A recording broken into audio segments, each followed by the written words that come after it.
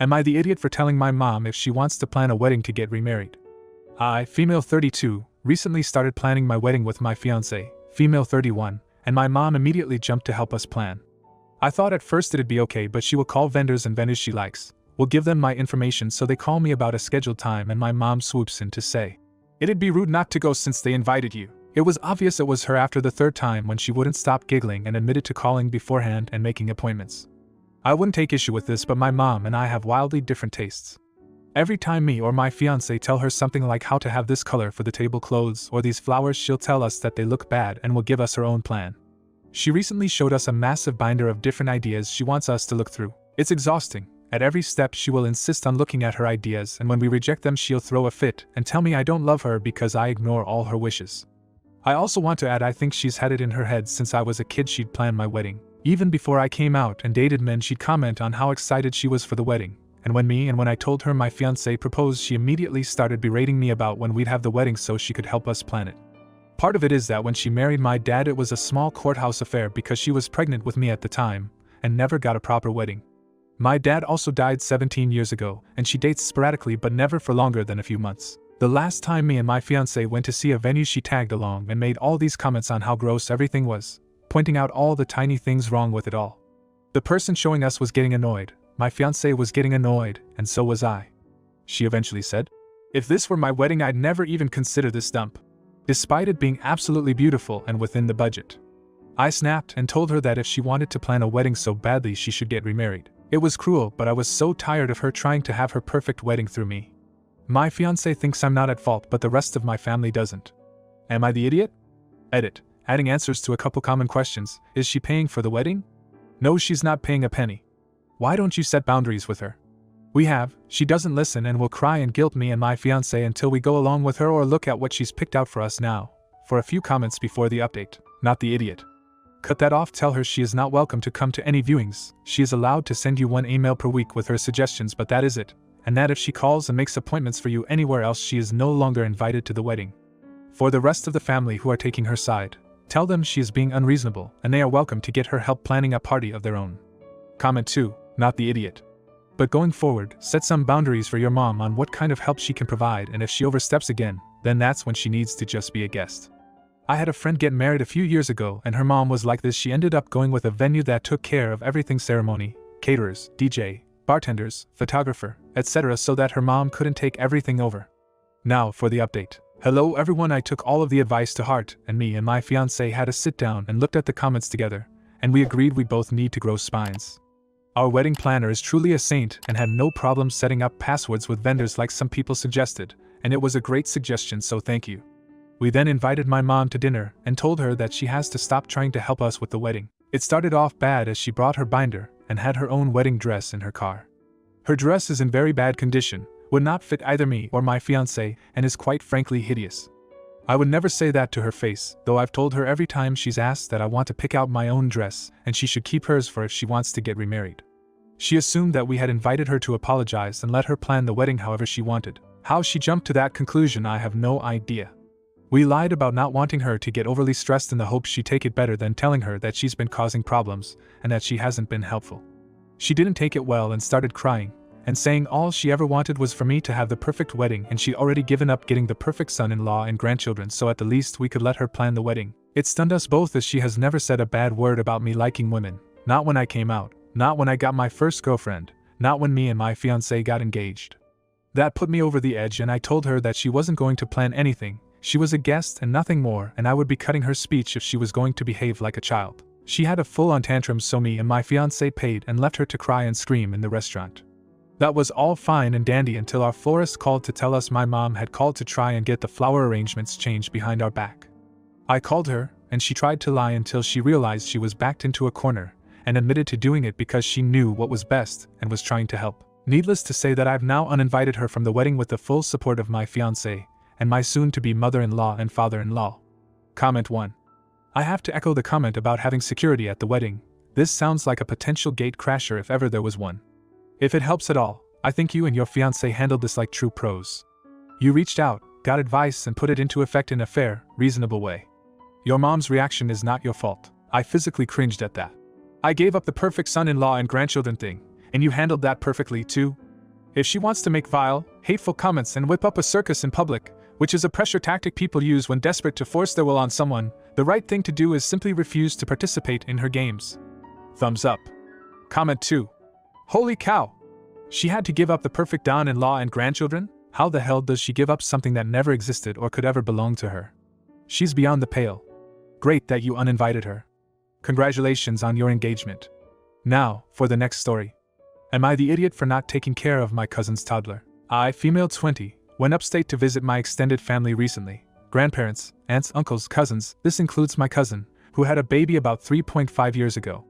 My cousin will be named Carol and the baby will be named Lily for this post. I don't like children, never have, and possibly never will. My whole family knows this.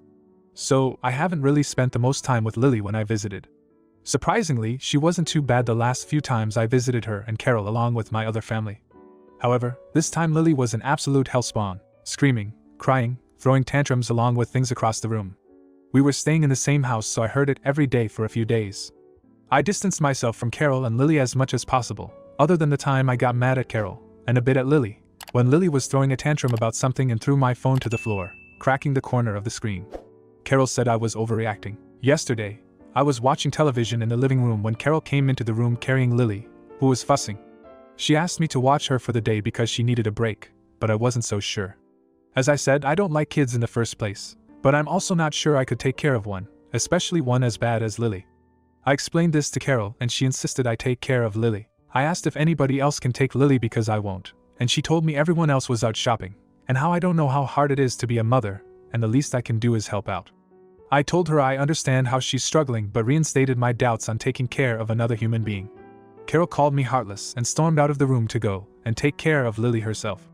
A little over 15 minutes later, everyone returned. Carol, of course, told them what I did and everyone was being cold to me for the rest of the day. This morning, I left because I was getting uncomfortable with how I was being treated and felt like I wasn't welcome because I wouldn't take care of Lily. This was met with sad or angry comments from some, but I left anyway. I'm writing this in a hotel because now I'm having second thoughts. Was I the AH for not taking care of Lily? Now for a few comments before the update. Not the idiot. Frankly, it's irresponsible of a parent to shove an unwitting person into that situation, especially if your aversion to kids is known throughout the family. One would assume you probably wouldn't have had a lot of experience with babies or toddlers and wouldn't really know how to care for one. It's like Carol thought. Who is the most ill-equipped person to care for my wound nugget? OP, yes, she'll do. My only babysitting requirements are a set of breasts, and a liability waiting to happen. Comment 2, not the idiot. There's probably a good reason the rest of the family bailed on Carol to go shopping. They didn't want to watch Lily either, or even have Lily join them, so they're deflecting the blame on you. Now for the update. Hi all. Thank you for your kind words. About a day after I got home, Carol sent me a text saying she apologizes for how she acted. She told me in the text how she's been feeling bad about the situation since I left. She acted out of bounds, was stressed but shouldn't have taken it out on me, and sorry she exaggerated the story to our family members. She finally asked if I would come back up north to come chat with her about it, along with the rest of the family.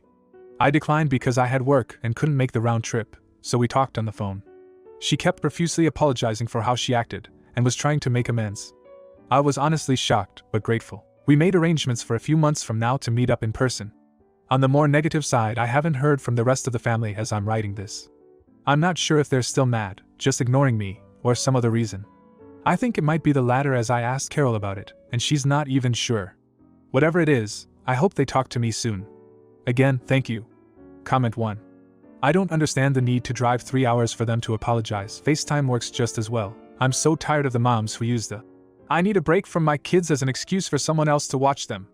These are usually the kids who aren't parented well and aren't used to a routine. There's no reason to subject someone else to another parent's failings. It's a big red flag and big fat no for me. Now, for the next story. Am I the idiot for telling my parents I am willing to sell them my forgiveness? My parents expected me to be independent the minute I turned 18. They gave me the money they had saved up for my education and they started charging me rent. I was lucky enough to have a partial scholarship and I found a job in the city my university was in, so I moved there before the school year began. With my parents' money, my scholarship, and my wages I was able to scrape by. I rarely if ever spoke with my parents. I was kinda busy. I guess they decided that they didn't want that kind of relationship with my younger siblings because they were not presented with the same option.